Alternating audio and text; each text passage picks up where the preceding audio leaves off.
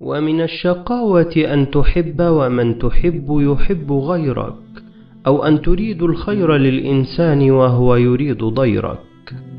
لم يبق في الناس إلا المكر والملق، شوك إذا لمسوا، زهر إذا رمقوا. فإن دعتك ضرورات لعشرتهم، فكن جحيما لعل الشوك يحترق.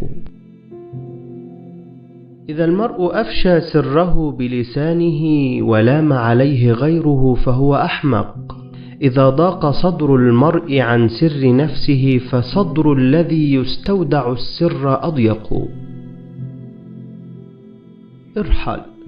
ارحل بنفسك من أرض تضام بها، ولا تكن من فراق الأهل في حرق.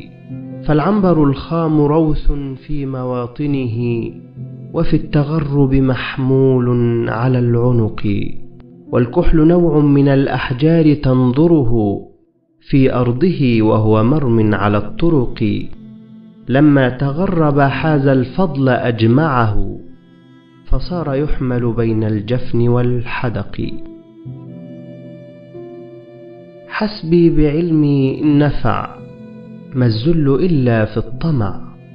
من راقب الله رجع، ما طار طير وارتفع إلا كما طار وقع.